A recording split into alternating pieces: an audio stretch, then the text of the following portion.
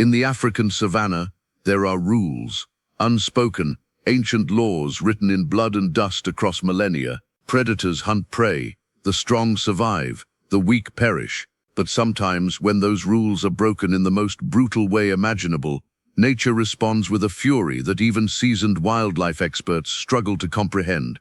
This is one of those stories, a story so dark, so violent, and so consumed by vengeance that it challenges everything we think we know about animal behavior. A story about a father's love twisted into something far more dangerous than death itself. His name was Sethios, not a name he chose, but a name whispered by guides and rangers across the Serengeti plains. He was a black-maned lion in his absolute prime, weighing 450 pounds of pure muscle and fury.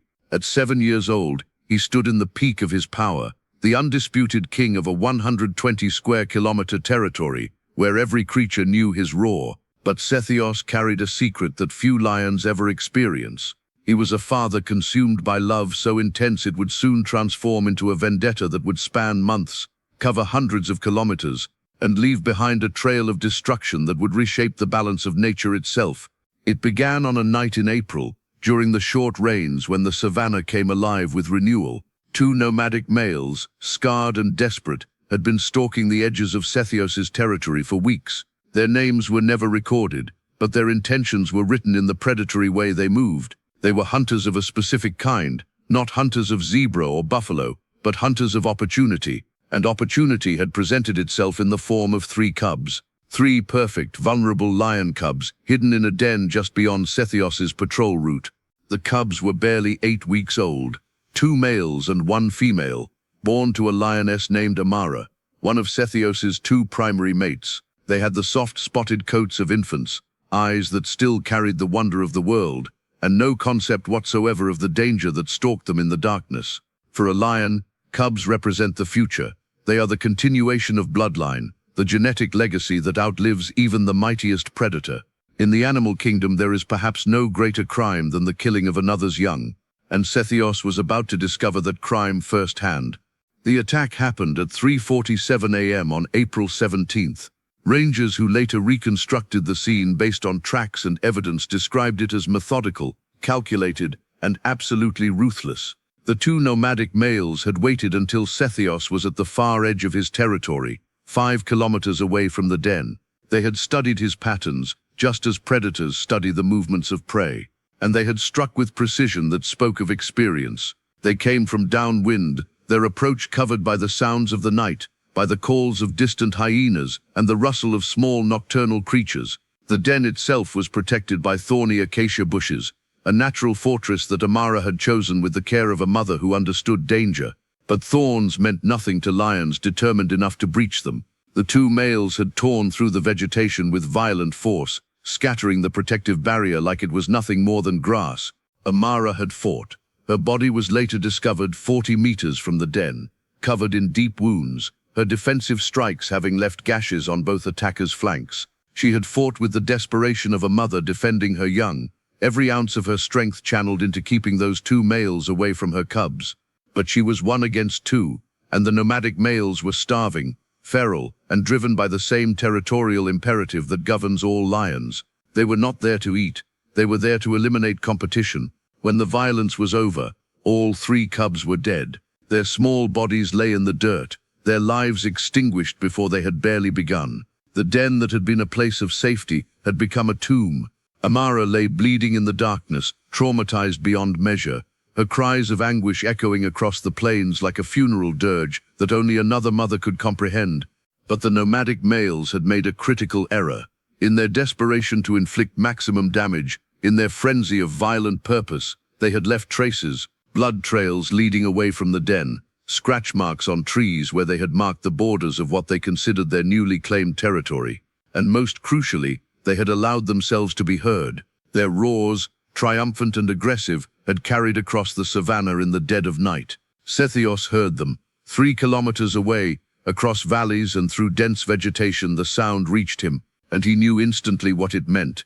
That roar was not just a territorial declaration. It was a war cry. It was a challenge. It was a message that said, your bloodline is broken, your legacy is dead, and your kingdom is mine to take. What happened next would be documented by wildlife researchers led by Dr. Marcus Okonkwo, a behavioral scientist who had been studying Sethios's pride for the past 4 years. His field notes from that night describe what he witnessed as, quote, the complete psychological disintegration of an apex predator into something far more primal, less animal, more force of nature, less lion, more pure rage. Sethios abandoned his territorial patrol immediately. He ran, not in fear, but in purpose. 50 pounds of muscle moving across terrain at speeds that would exhaust ordinary lions. He covered the 5 kilometers to the den in less than 4 minutes, a pace that left him breathing so hard his roars were initially choked and guttural. When he found the den, when he saw the bodies of his cubs scattered across the bloody earth like discarded toys, when he discovered Amara's broken form still breathing but barely conscious, something fundamental changed inside him. His roar that night was unlike anything recorded in the region. Rangers reported it as being heard from nearly 20 kilometers away. A roar so loud, so primal, so absolutely filled with rage, that it seemed to shake the very earth beneath the feet of every creature that heard it. Birds exploded from trees in panic. Entire herds of buffalo shifted nervously, sensing that something apocalyptic had occurred. And every lion within range felt it. This was not the territorial roar of a king defending his boundaries. This was the roar of a predator announcing that death had come to the savannah. For the first time in his life, Sethios experienced something that transcended normal lion behavior. He experienced what could only be called insanity. Not the pathological kind, but the kind that comes when loss exceeds the mind's ability to process it.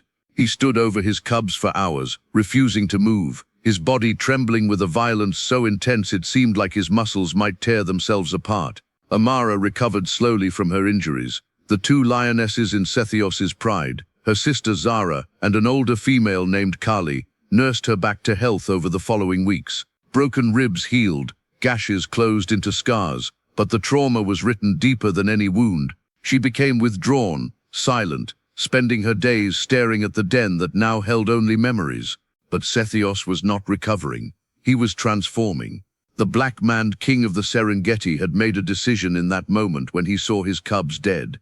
A decision that would consume him. A decision that would drive him forward into a vendetta so complete, so absolute, that it would define the rest of his life. He would find them, no matter where they ran, no matter how far they traveled, no matter what obstacles stood in his way.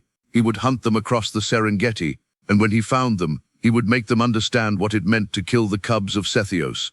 This vendetta would not be quick, it would not be clean, it would not be the simple predator-prey relationship that defines the savannah. Instead, it would become something darker, something that would reveal the depths of animal emotion and the terrifying reality that trauma and rage can transform even the noblest of predators into something beyond understanding. The hunt began the very next morning. Sethios left his pride. This was highly unusual behavior for a dominant male lion, who typically remains in his territory, patrolling borders and mating. But Sethios abandoned all of that. His territory, his mates, his position as king of the savannah. He abandoned everything for one singular purpose.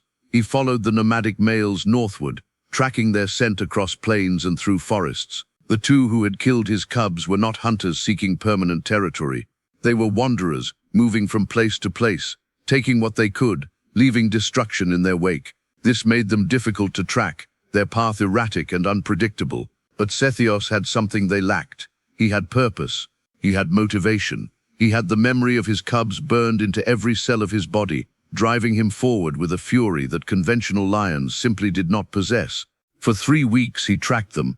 He covered nearly 200 kilometers, moving through territories where other lions lived, crossing rivers where crocodiles waited, enduring hunger and exhaustion, and the burning knowledge that every day his prey grew farther away. And then, on May 9th, nearly a month after the attack on his den, Sethios found his first target. One of the nomadic males had separated from his partner. He had been caught by a zebra's kick during a hunt, a serious injury to his rear leg that left him limping badly. Sethios found him resting in a dry riverbed, trying to nurse his wound back to health. The nomadic male never saw him coming. What happened in that riverbed was not a normal predator-prey interaction. It was not a hunt followed by a quick kill. Instead, it became something that wildlife experts would later describe as pure torture. Sethios did not kill his prey quickly. He extended the suffering, striking but not finishing, allowing the nomadic male moments of false hope before attacking again. He pinned his enemy down with the weight of his massive frame and stared into his eyes, as if wanting him to understand, as if wanting him to comprehend the pain his actions had caused. The nomadic male died after 4 hours of continuous assault. By the time Sethios left the riverbed, there was barely enough of the body to identify, and the black-maned king, covered in blood that was not his own, moved onward into the darkness, still searching for the second male. The hunt continued for months. Seasons turned. The short rains gave way to the long rains. The grass that had been dry and brittle became tall and green, and still, Sethios pursued his vendetta across the Serengeti. By June, Sethios had become something of a legend among the rangers and guides who worked across the Serengeti. Stories spread about a black-maned lion moving through territories with singular purpose, leaving behind evidence of kills that bore the unmistakable signs of calculated vengeance rather than normal hunting. The patterns were wrong. The locations made no sense. A lion shouldn't be covering this much ground, abandoning his territory, abandoning his pride, abandoning everything for what seemed to be one obsessed pursuit. Dr. Okonkwo had continued his research, following Sethios as closely as he could, documenting the unprecedented behavior. His field journals from this period read like a descent into darkness. Day 47 of pursuit. One entry states, Sethios has traveled 347 kilometers from his original territory. He shows no signs of stopping. His body is beginning to show signs of strain, visible ribs, worn paw pads, patches of mange appearing on his flanks. Yet his purpose remains unwavering. This is no longer survival behavior. This is obsession. This is something we have no framework for understanding. The second nomadic male was proving far more elusive. He had crossed into the territory of the Ngorongoro crater pride, where the landscape became rocky and complex, offering far more places to hide. The predator had done something strategically intelligent. He had integrated himself into a larger coalition of males, offering them his strength in exchange for protection, safety in numbers, the very strategy that might have saved his life. But Sethios was not deterred by numbers. On June 23rd, he arrived at the edge of Ngorongoro territory. The resident males there, 3 massive lions who controlled nearly 200 square kilometers, initially challenged him, warning him away with displays of dominance. They roared, they postured, they showed him the scars earned through years of defending their territory against invaders. Under normal circumstances, Sethios would have retreated. A lone male, no matter how strong, does not wage war against an entire coalition defending their home territory. But Sethios was no longer operating under normal circumstances. What happened next would be witnessed by tourism guides who happened to be in the area, and their accounts would form the basis of what wildlife documentaries would later call the Battle of Ngorongoro. It was not a quick affair. It was not a simple display of dominance and retreat. Instead, it became a prolonged and absolutely brutal fight that lasted nearly 6 hours, 3 against 1. Sethios against the combined strength of the Ngorongoro coalition. By all measures, he should have been killed. His ribs were already showing from months of focused pursuit, rather than focused feeding. He was exhausted. He was traveling far from his support system, from any lionesses who might have assisted him. He had no advantage except one, absolute determination. The fight itself became a display of violence that even hardened guides described as difficult to witness. Sethios took severe injuries, deep wounds across his shoulders from powerful strikes, his left eye swollen nearly shut from a rake across the face, blood pouring from multiple gashes. Yet he refused to yield. Every time one of the Ngorongoro males thought he had pinned him down, Sethios would twist free with movements that defied his weakened state. Every time they thought he was finished, he would rise again, his roar still powerful despite the pain, despite the exhaustion, despite every logical reason to surrender. And slowly the dynamic began to shift. The Ngorongoro males were defending territory they had established and felt comfortable in. But Sethios was fighting for something deeper. He was fighting with the rage of a father who had watched his entire future butchered before his eyes. He was fighting with the singular focus of a predator who had abandoned everything else in his life for this one purpose. By hour 4 of the battle, one of the Ngorongoro males had significant injuries that prevented him from continuing the fight. By hour 5, a second male was in similar condition, choosing to withdraw rather than risk his life further. When the battle ended, Only one Ngorongoro male remained standing beside Sethios, and even he was backing away, recognizing that continuing would likely end in his own death. Sethios had won, but the victory had come at enormous cost. His body was a landscape of wounds. He could barely walk. His breathing was labored. By all rights, he should have died in that rocky arena. But he was also triumphant. He had proven something fundamental about himself, that his rage, his purpose, his need for vengeance superseded even the basic survival instincts that governed ordinary lions. More importantly, he had breached the Ngorongoro territory. He had proven that resistance was futile against the force of his will. The second nomadic male, the one who had sought refuge in the larger coalition, watched the entire battle. He watched his new allies fall. He watched the black-maned stranger defeat them with a violence that seemed almost supernatural. And he understood, in whatever way an animal understands such things, that his time had come, that hiding was no longer possible, that the death that had been chasing him for months had finally caught up. He ran that night, not southward back toward the plains where they had killed the cubs, not eastward toward the wilderness beyond the crater. Instead, he ran northward, toward the highlands, toward terrain where a lion's strength meant less and speed meant more. He was attempting to escape into the mountains, to find refuge in elevations where his pursuer could not follow. But Sethios was beyond reason. He was beyond the normal limitations of animal behavior. He had spent months tracking, months pursuing, months converting his grief into forward motion. He was not about to stop now. The pursuit became something that defied normal predator-prey dynamics. They were no longer hunter and hunted in the traditional sense. Instead, they had become locked in a dance of death that would play out across the most unforgiving terrain in the region. The nomadic male was faster. The mountain provided him with advantages, but Sethios was relentless. He did not tire. He did not stop. He did not accept that escape was possible. For 2 weeks they tracked through highlands that few animals ventured into, up steep slopes where lions struggled to maintain footing, through forests where visibility became limited, across ridges where one mistake meant tumbling down hundreds of meters of rocky terrain. The nomadic male was fighting for his life with the intelligence of a predator who understood that his pursuer was not an ordinary lion, and Sethios was pursuing with the singular focus of vengeance incarnate. By July 12th, nearly 3 months after the initial attack on his cubs, Sethios had driven the nomadic male into a box canyon in the northern highlands. It was a natural dead end, rock walls rising on 3 sides, only one exit, and that exit was blocked by Sethios himself. The final confrontation came at dawn. The 2 lions stood facing each other across roughly 30 meters of rock and sparse vegetation. The nomadic male was gaunt, his ribs visible beneath matted fur. He had been running for weeks, had barely eaten, had survived on the adrenaline of pure fear, but his eyes still held the fire of a fighter. He was going to make his last stand in this canyon, and if he was going to die, it would be on his own terms. What happened next was witnessed by Dr. Okonkwo and his team, who had followed Sethios to this remote location. They watched from a safe distance as the 2 lions charged toward each other. They watched as the nomadic male, despite his weakened state, fought with everything he had remaining. They watched as Sethios, broken and scarred and barely holding together, unleashed a violence so complete that it seemed to encompass all of the rage accumulated over 3 months of pursuit. The battle lasted 47 seconds. When it ended, the nomadic male was dead. Not killed quickly with a merciful bite to the throat, but killed slowly, deliberately, with evidence of extended suffering before the final blow. Sethios stood over his enemy's body, breathing hard, his own injuries now beyond counting.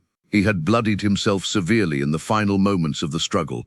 His left ear was torn nearly off. His right foreleg bore a deep puncture wound from the nomadic male's fangs. Blood covered his black mane, some of it his own, much of it his enemy's. For the first time since the night his cubs were murdered, Sethios allowed himself to rest. He lay down beside the body of the second nomadic male and slept, a sleep so deep that Dr. Okonkwo worried the lion might have died right there, his body finally giving out after months of pushing it beyond any reasonable limit. But Sethios did not die. He woke 14 hours later and walked out of the canyon. The return journey was unlike the pursuit. Sethios moved slowly now, his injuries requiring time to heal. He had accomplished his stated objective. Both nomadic males were dead. The killers of his cubs had been found and executed with prejudice. By all measures, His vendetta was complete, but something had changed in him that could not be undone. When Sethios returned to his original territory in late July, the landscape had shifted in his absence. His pride had reorganized. The other males in the region, sensing that he had abandoned his territory for months, had begun testing the boundaries, probing for weakness. Zara and Kali, his lionesses, had held the pride together, but they had been driven back from their best hunting grounds. Cubs had been lost to starvation and predation. The territory itself felt smaller somehow, as if his absence had allowed it to be consumed by encroaching rivals. Amara, the mother of his dead cubs, barely recognized him when he returned. She had spent months in a state of trauma, nursing her grief in silence. When she saw him, when she understood that he had avenged their children, something shifted in her. Not healing, the loss was too profound for healing, but acceptance, understanding that their children's death had meant something, that their death had been answered with a response so complete that the universe itself had been forced to acknowledge the crime. But Sethios himself was profoundly changed. He was no longer the carefree king of the savannah. He had spent 3 months as a creature driven entirely by rage and purpose. He had experienced the depths of what an animal could accomplish when every instinct was pointed toward a single goal. He had tasted a version of himself that was far darker, far more dangerous, far more capable than anything he had been before. And that version of himself did not simply disappear when his vendetta was complete. Dr. Okonkwo documented the changes extensively. Sethios has returned to his territory, one entry states, but he is not the same lion. His behavior is now unpredictable. He shows aggression toward lions who pose no threat. He has driven away 2 lion prides that were peacefully coexisting in adjacent territories, something he never would have done before. He kills more than he eats, leaving prey scattered across the landscape. It is as if the violence he experienced during his pursuit has become addictive, as if he has tasted what true power feels like and cannot return to normal predator behavior. In August, Sethios attacked a coalition of 3 younger males who were passing through his territory. They were not challenging him for dominance. They were simply passing through, but Sethios responded with a fury so disproportionate to the threat that all 3 males were severely injured. 2 of them nearly died. The message was clear. This territory belonged to Sethios, and any intrusion would be met with violence far beyond what was necessary. By September, other prides had begun to avoid his territory entirely. The zebra and wildebeest herds shifted their migration routes to avoid his hunting grounds. The entire ecosystem was reorganizing around the knowledge that Sethios had become something beyond a normal predator. This is where the story becomes something more than a simple tale of revenge. It becomes a meditation on what trauma does to a creature, on what happens when grief is converted into rage, on what emerges when a being discovers depths of violence they did not know existed within them. Sethios had proven something. He had proven that a lion driven by loss could accomplish things that should have been impossible, that a single creature, motivated by sufficient rage, could overcome numerical disadvantages, could push through impossible pain, could convert grief into forward motion. But at what cost? The lion who had emerged from that mountain canyon was not the same lion who had entered it. He was more powerful in some ways, more dangerous certainly, more capable of violence than almost any creature in the Serengeti. But he had lost something as well. He had lost the ability to live peacefully. He had lost the capacity to simply exist as a normal predator. He had become something shaped by trauma and violence, and that shape could not be easily undone. Amara gave birth to new cubs in October, a healthy litter of 2 males and 1 female, sired by Sethios just before he had abandoned his territory on his vendetta. These cubs knew their father as something fierce and unpredictable. They learned early that his affection could shift to violence without warning. They learned to be cautious in his presence in ways that normal cubs would not be. Zara and Kali, the other lionesses, also began to display changed behavior. They had witnessed Sethios's transformation. They had seen him return scarred and dangerous, and they adjusted, keeping their distance, allowing him the space to be what he had become. By late 2024, a year after the death of his first cubs, Sethios had established himself as something of a legend in the Serengeti, not just as a powerful lion, but as something darker, a creature marked by trauma, defined by his response to that trauma, transformed into something that transcended normal lion behavior. The wildlife researchers debated the implications. Was Sethios an aberration? Was he an example of what all lions were capable of when pushed far enough? Or was he something unique, a creature whose particular psychology had been shaped by particular experiences into a particular form of darkness?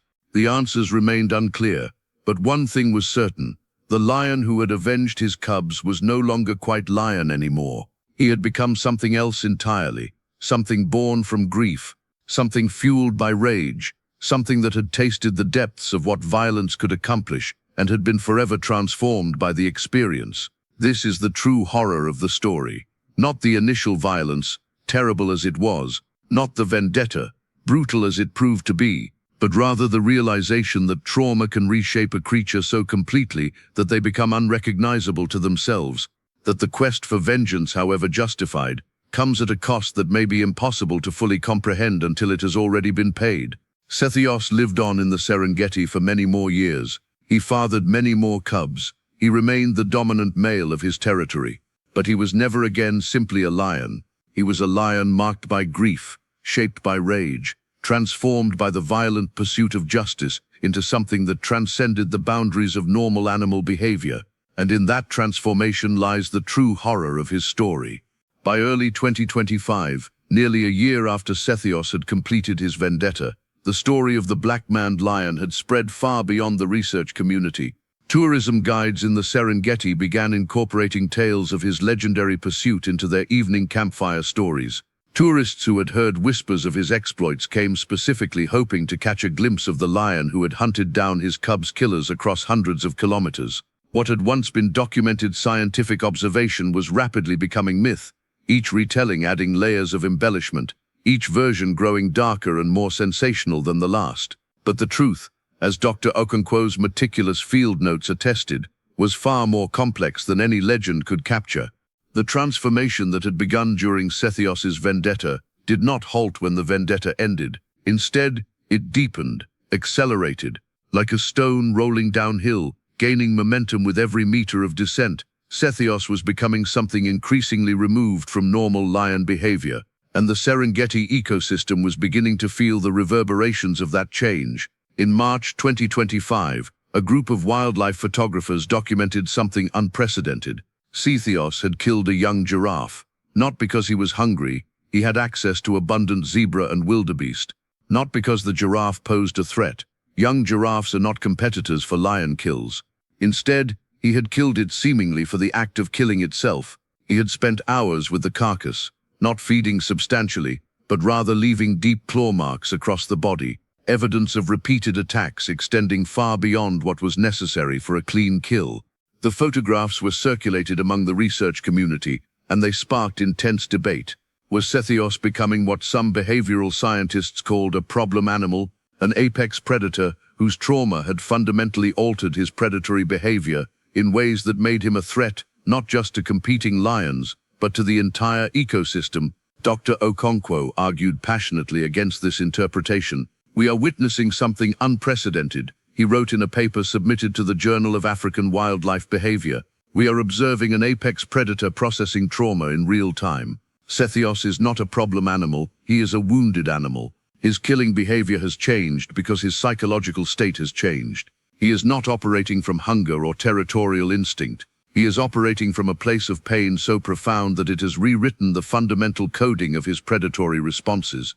But even as Okonkwo defended Sethios's behavior, the evidence became increasingly difficult to ignore. In April, Sethios killed 2 lion cubs from a neighboring pride, not in a territorial dispute, not in competition for resources, but seemingly because the sight of young cubs triggered something in him, some combination of rage and grief and the deep knowledge that young cubs were vulnerable, killable, and represented futures that could be erased in moments of violence. The mother of those cubs, a lioness named Shara, tracked Sethios for weeks afterward, attempting to exact her own vengeance. But she was alone, and Sethios was far too powerful. The encounter ended with Shara severely injured, and Sethios continuing on his way, seemingly unbothered by the knowledge that he had created yet another grieving parent. This was the new reality of Sethios's existence. He was no longer motivated by the basic survival instincts that governed normal lions. He had become something driven by darker impulses, the pleasure of violence, the satisfaction of causing pain, The knowledge that his size and strength and ferocity made him capable of imposing suffering on any creature he encountered. In May 2025, approximately 13 months after Sethios had killed the second nomadic male in the mountain canyon, his territory was challenged by something that had been inevitable since his return: a coalition of younger males. These were not random lions passing through. These were 3 males in their prime, each weighing nearly 400 pounds, each with the strength and speed and hunger of youth. They had watched Sethios's territory from afar, had seen the evidence of his incredible power, but they had also detected something else. They had detected vulnerability, not physical vulnerability. Sethios was still one of the most powerful lions in the region, but psychological vulnerability, the signs of a lion whose mind was fractured, whose behavior was erratic, whose consistency could not be relied upon. The challenge came on a night in early May, during a thunderstorm that shook the savannah with its fury. The 3 males appeared at the borders of Sethios's territory and roared their challenge, their voices cutting through the thunder like blades of sound. They were announcing their intention. They were stating their claim. They were telling Sethios that his reign was about to end. What happened next would be the subject of intense scrutiny from the wildlife research community, precisely because it revealed something fundamental about how trauma had reshaped Sethios's mind. Sethios did not defend his territory with the calculated strategy he had once employed. Instead, he attacked with pure, unbridled fury. He charged directly at the coalition, not using the terrain to his advantage, not attempting to separate them, but instead engaging all 3 simultaneously in direct combat. It was the strategy of a creature driven by rage rather than reason. It was the strategy of someone who wanted not to win but to hurt. The battle lasted nearly 4 hours. Lightning illuminated the savannah in stuttering flashes, revealing glimpses of 3 powerful young males being thrown around by a black-maned lion whose fury seemed almost unnatural in its intensity. Sethios roared constantly, the sound becoming a background presence to the fight itself. But what was most striking to the few witnesses who observed the battle was not the power of Sethios's attacks, but their viciousness. He was not fighting to drive away competitors, he was fighting to destroy them. By the time dawn broke, 2 of the 3 males had severe injuries that would likely prove fatal: deep wounds, broken bones, internal injuries that would slowly kill them over the following days. The 3rd male, seeing what remained of his coalition, chose to flee before he suffered the same fate. He ran, and Sethios allowed him to go, seemingly satisfied with having inflicted sufficient damage. The 2 injured males died over the following week. Their bodies were discovered by researchers, and the evidence of their injuries painted a clear picture of a battle that had been far more brutal than typical territorial disputes. Sethios had not simply defended his territory, he had attempted to annihilate his challengers. Dr. Okonkwo documented the aftermath in stark terms. Sethios has crossed another threshold. His field notes state, he is no longer simply a powerful lion. He has become something that might be classified as pathologically violent. His responses are disproportionate to threats. His aggression extends beyond what is necessary for survival or territorial defense. I fear we are witnessing the emergence of something genuinely dangerous. Not just dangerous to other lions, but potentially dangerous to the ecosystem as a whole if this behavior continues to escalate. The effects of Sethios's behavior began to ripple outward through the Serengeti ecosystem in ways that were both subtle and profound. Other predators began to avoid his territory entirely. Leopards that had once used the same watering holes now shifted to alternate locations. Hyena clans that had scavenged from lion kills now moved their hunting grounds to regions where Sethios did not rule. The herbivore populations began to shift as well. Zebra herds that had traditionally migrated through Sethios's territory now altered their routes, instinctively sensing that this particular region had become more dangerous than it needed to be. Wild beasts that had grazed in his grasslands moved northward. Even the birds seemed to avoid his territory, as if the very air had become poisoned by his presence. What was happening, in ecological terms, was the creation of what researchers began calling a dead zone. Not truly dead prey animals still occasionally wandered through the territory, and Sethios continued to hunt them, but transformed, changed, reorganized around the presence of a single creature whose psychological state had become so distorted that it was fundamentally altering the balance of life in the region. In June 2025, something occurred that crystallized the danger Sethios had become. A young lioness from a neighboring pride, separated from her family, wandered into Sethios's territory seeking refuge. She was weak from hunger, desperate for safety. What she encountered instead was the apex predator of the region, and his response to her presence was not territorial aggression, which would have driven her away. Instead, it was something far darker. Sethios did not kill her quickly. Instead, he imprisoned her in a rocky canyon, preventing her escape, and for 2 days he engaged in a campaign of psychological and physical torture. He would allow her moments of hope, moments where she might think she could escape, before cutting off her retreat. He would attack, then withdraw. He would stalk her, then stare at her across the canyon. By the time her suffering ended in death, she had experienced a level of systematic cruelty that no animal should ever endure. Guides who witnessed the aftermath described it as one of the most disturbing scenes they had ever encountered in the Serengeti, not because of the death itself. Death is natural, part of the cycle of life, but because of the obvious evidence that the death had been deliberately prolonged, that suffering had been the point, that violence had been transformed from a means of survival into an end in itself. Dr. Okonkwo's response was to increase his monitoring of Sethios's behavior.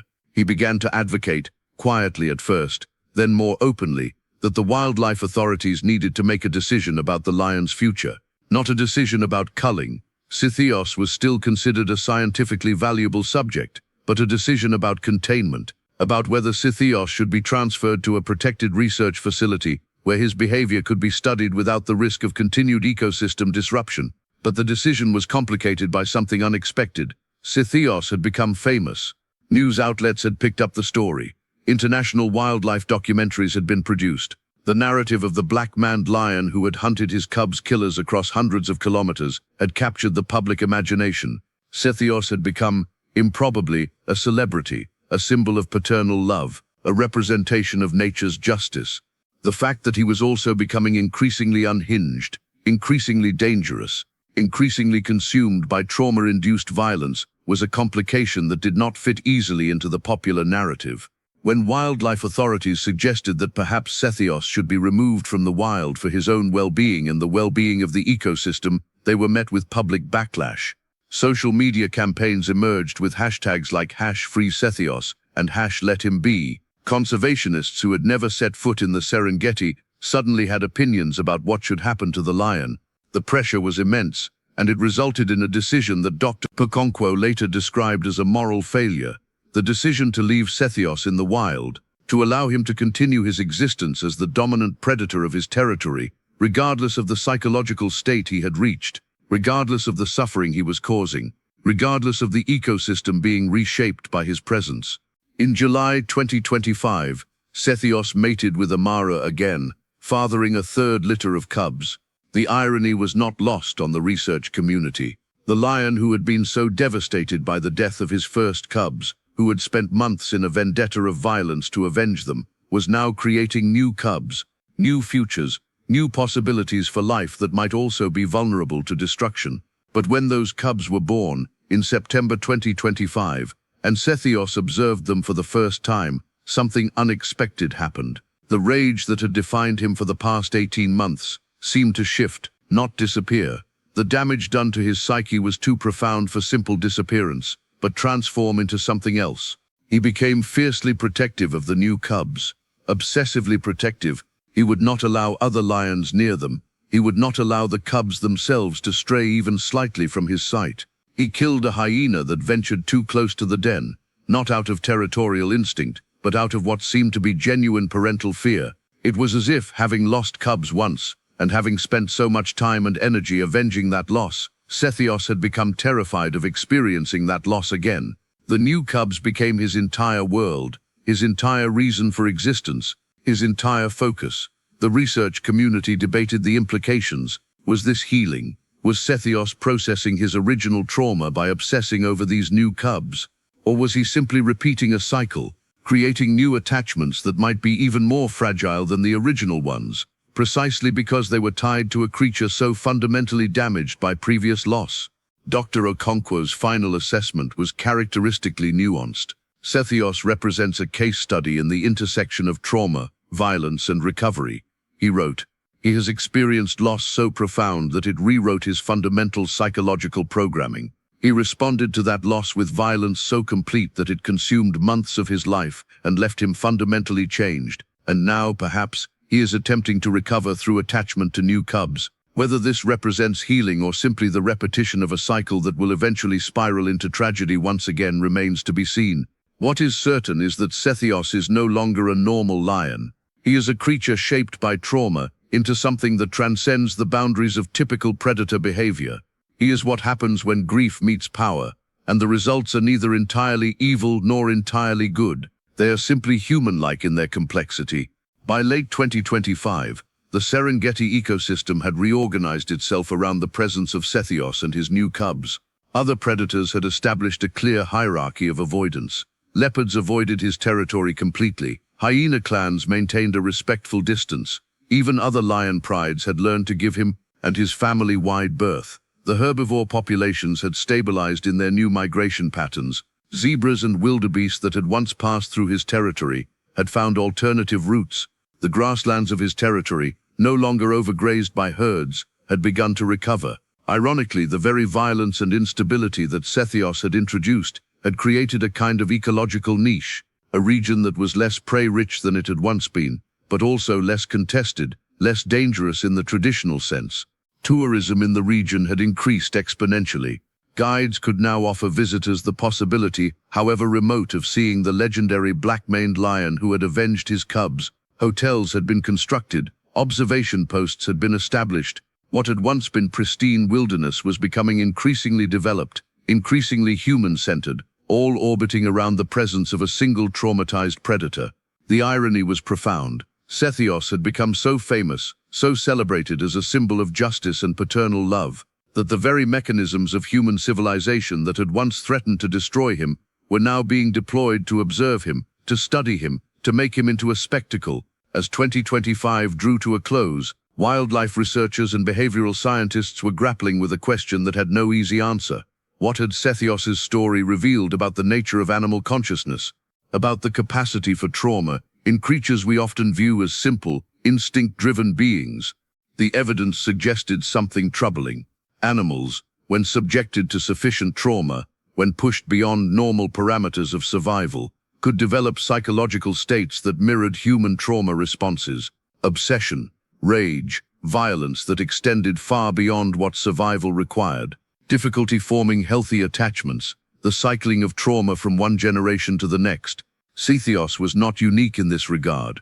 Other animals in the wild displayed similar patterns, but his particular combination of power, intelligence, and trauma had made him a case study that could not be ignored. He was a creature who had demonstrated that violence, pursued with sufficient intensity and for sufficient duration, could fundamentally reshape not just behavior, but consciousness itself.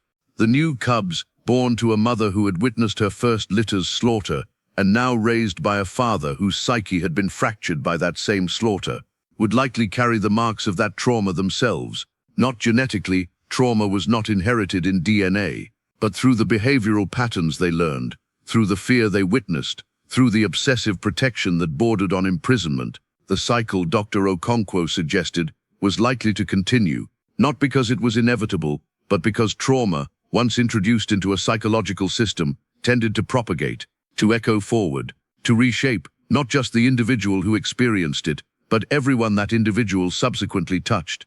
And in that reality lay perhaps the darkest truth of Sethios's story. It was not simply a tale of a father avenging his cubs' deaths. It was a meditation on what happens when loss meets power, when grief meets the capacity for violence, when a creature capable of destroying everything around them is simultaneously broken by a loss so profound that destruction becomes the only language they can speak. By early 2026, Sethios had entered his 8th year of life. In lion years, he was approaching the threshold of old age.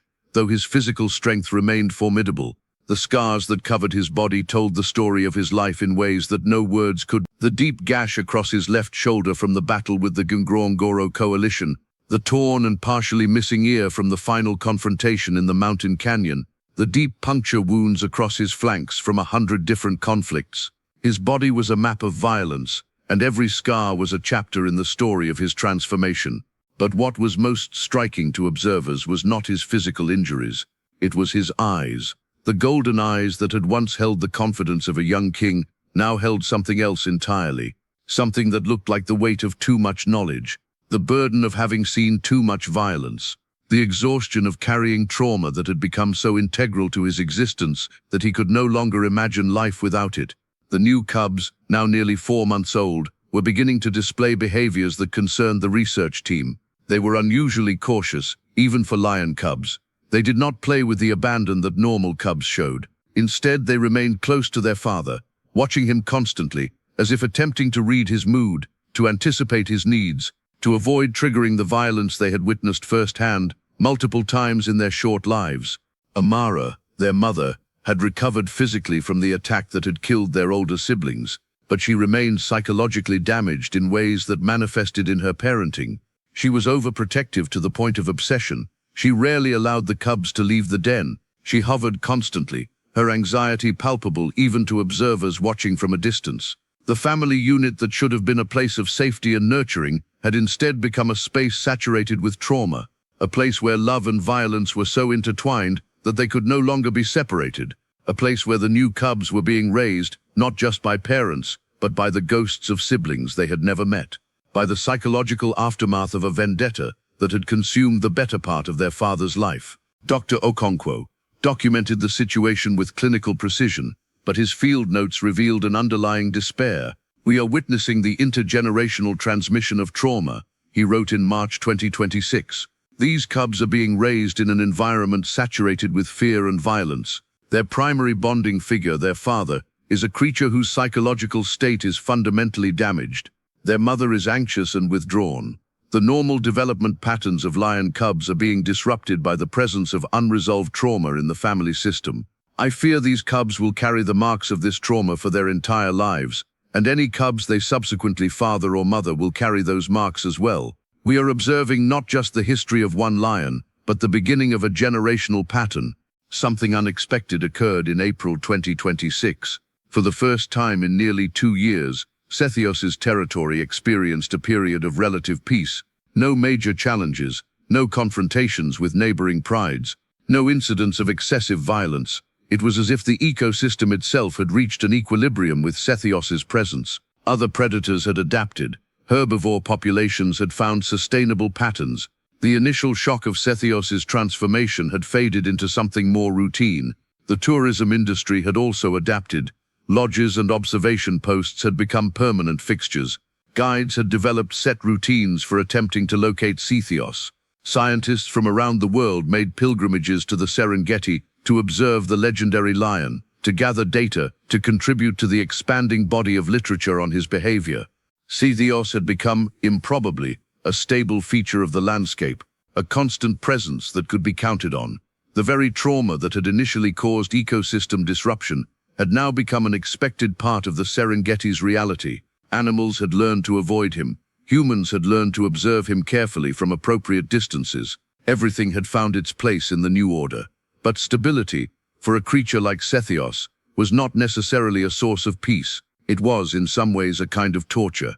The obsessive focus that had driven his vendetta had given him purpose. The constant vigilance required to maintain dominance over his territory gave him structure.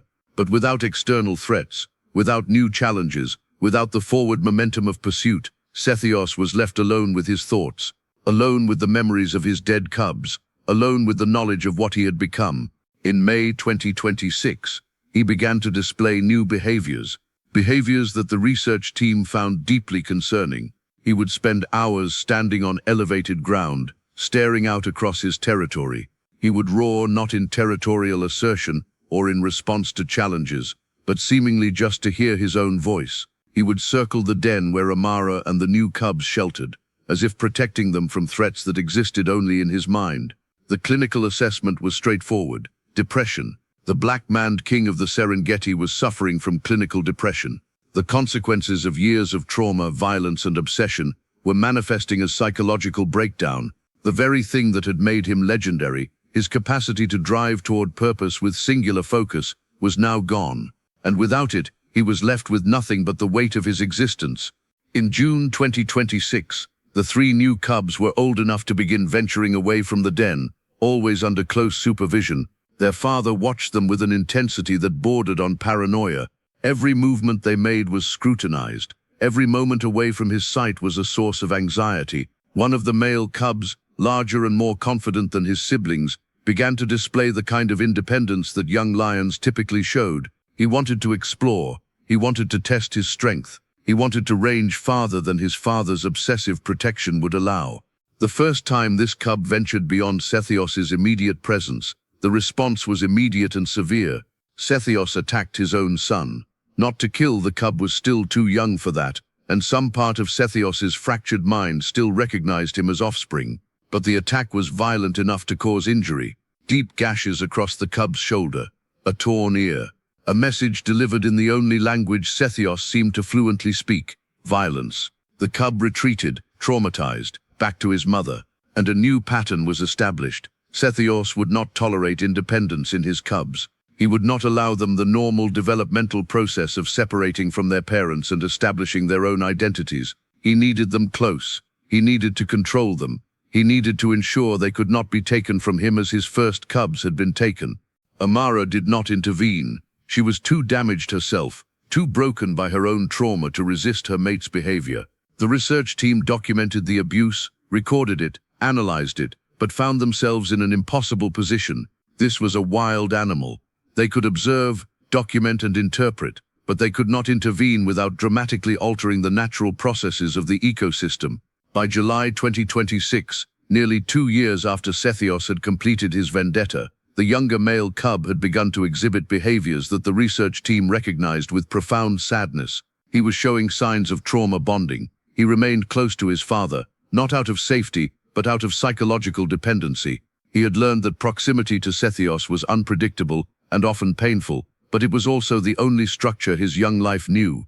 And more troublingly, he was beginning to display aggressive behaviors toward his own siblings, behaviors learned from his father. The abuse was being propagated from one generation to the next, encoded not in DNA but in the behavioral patterns that young lions learned from their environment. Dr. Okonkwo prepared a comprehensive report for the international wildlife conservation community.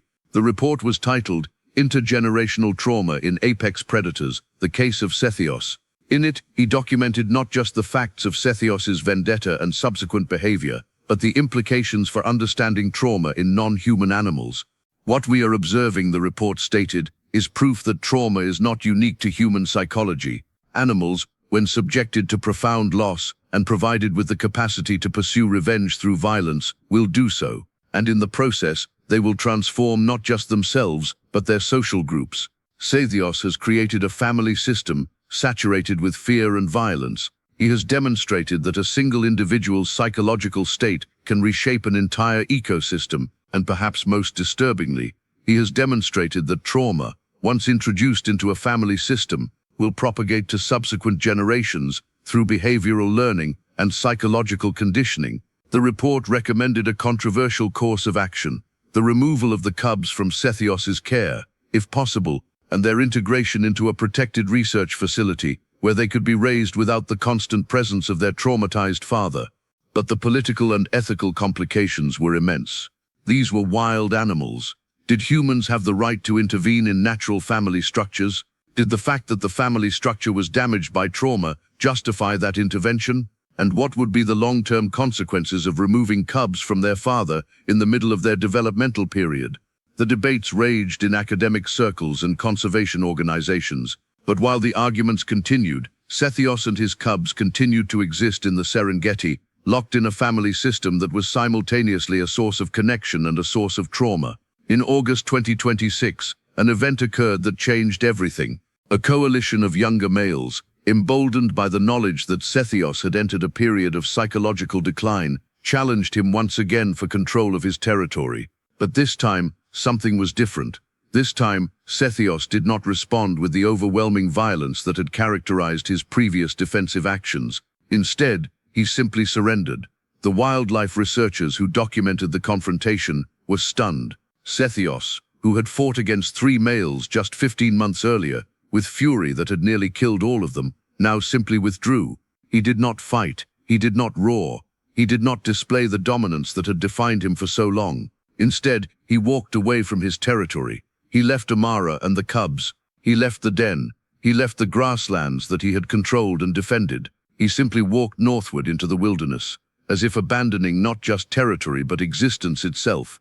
The younger male coalition watched him go, clearly surprised that their challenge had resolved so easily. They moved into the territory, claiming it for themselves, establishing new boundaries, beginning the process of reorganizing the pride according to their own rules and rhythms. For the next several months, Sethios became what he had never been before, a solitary wanderer. He moved through territories that did not belong to him, hunted small prey that he encountered, avoided confrontation. It was as if the vendetta that had defined him, the rage that had fueled him, the purpose that had kept him moving forward, all of it had simply drained away, leaving behind nothing but an empty creature moving through empty space.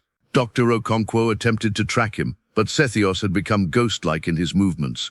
He covered vast distances. He avoided areas where humans were present. He seemed to be deliberately trying to disappear from the world of observation and documentation. By November 2026, nearly a year and a half after his complete transformation had begun, Sethios was confirmed to be living in a remote region of the northern Serengeti, far from human presence, far from other lions, far from everything that had once defined his existence.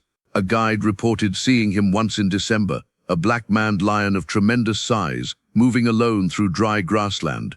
The guide described him as appearing ancient, despite his physical prime, ancient in the way his eyes moved, ancient in the way he carried his body, as if all of the years of violence and trauma had been concentrated into his being, aging him far beyond his actual years. The cubs that Sethios left behind were adopted into the new pride structure established by the younger male coalition. The researchers who had been monitoring them observed a gradual shift in their behavior. Without their father's obsessive presence, without his unpredictable violence, the cubs began to show signs of recovery. The younger male cub, marked so deeply by his father's trauma, slowly began to display more normal behavioral patterns. He played more. He ventured farther from his mother. He began to develop friendships with other cubs in the pride. The trauma was not erased. Psychological damage does not simply disappear, but it was no longer being constantly reinforced by proximity to a traumatized father. Amara, too, showed signs of recovery. Without Sethios's presence, her anxiety began to decrease. She became more relaxed as a mother. She allowed her cubs the space to explore and develop. The psychological weight that had been crushing her began to lift. Dr. Okonkwo concluded his research with a final field note that captured the complexity of the entire situation. Sethios's departure may represent the most healthy decision he could have made. By removing himself from his family system, he has removed the source of intergenerational trauma transmission. His cubs are already showing signs of psychological improvement. His mate is experiencing reduced anxiety, and perhaps in some unknowable way, Sethios himself has found a measure of peace in solitude. What this case has revealed is the terrible power of unresolved trauma to propagate through systems. But it has also revealed something else, that even creatures driven to violence by loss can at some point choose differently, can choose removal rather than continuation, can choose solitude rather than domination. Whether this represents true recovery or simply a different form of psychological breakdown remains unclear, but it represents hope that the cycle, once broken, can remain broken. By 2027, the story of Sethios had become fully mythologized. Books were written, documentaries were completed, academic papers had proliferated across the scholarly landscape. The black-maned lion who had avenged his cubs had become a symbol, a metaphor, a teaching tool for understanding the complexity of animal consciousness. Tourism in the region remained high. Though the focus had shifted, Sethios was now a legend whose presence was felt rather than directly observed. Guides would point to rocky outcrops in the distance and claim to have seen him there once, years ago. Tourists would listen to the story of his vendetta with the same awe that previous generations had reserved for myths and folklore. The research community continued to debate what his case meant. Some argued that Sethios represented proof that animals possessed consciousness far more complex than previously believed. Others suggested that anthropomorphizing his behavior was a mistake, that his actions were simply the result of instinctual responses to trauma, nothing more. But what seemed clear to everyone who had followed his story was this: Sethios had been transformed by loss into something that transcended the boundaries of normal animal behavior. He had experienced grief, he had pursued vengeance, he had caused suffering to creatures who had nothing to do with his original loss, and ultimately, he had chosen isolation rather than continue the cycle of trauma and violence.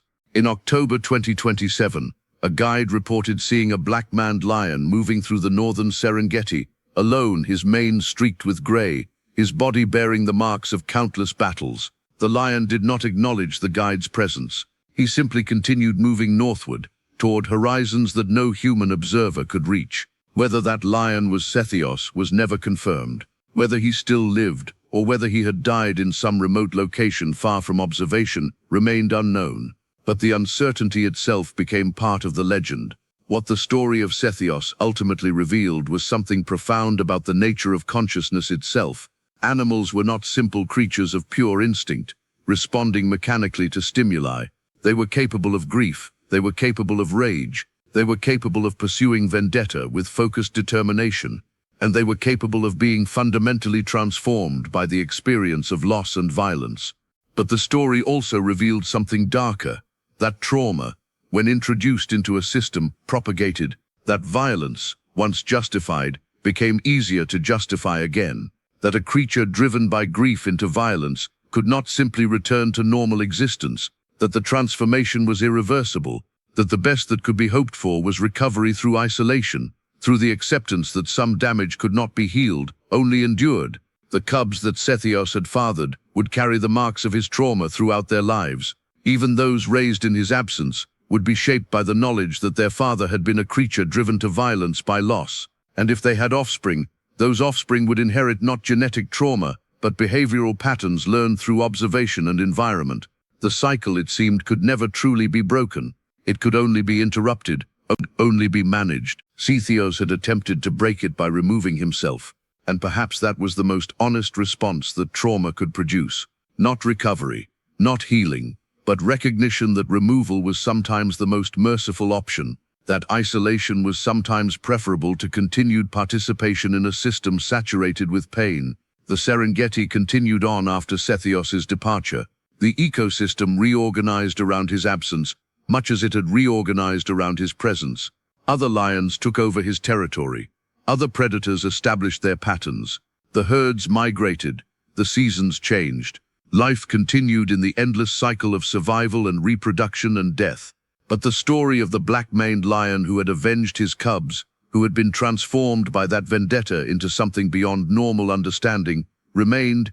It endured as a cautionary tale, as a meditation on loss and violence and the terrible costs of pursuing justice through one's own hand. And somewhere in the northern Serengeti, if the stories were true, a ghost of a lion continued to wander, ancient beyond his years, marked by trauma beyond healing, a living embodiment of what happens when grief meets power, when loss is answered with violence, when a creature capable of great strength is broken by forces larger than strength alone can overcome. His name was Sethios, and his story would echo through time as a reminder that even the mightiest predators could be brought low by loss. Even the strongest creatures could be transformed by trauma into something unrecognizable. And even in nature, in the wild, in the realm beyond human civilization, there existed profound darkness born from legitimate pain. This is the true horror of his story.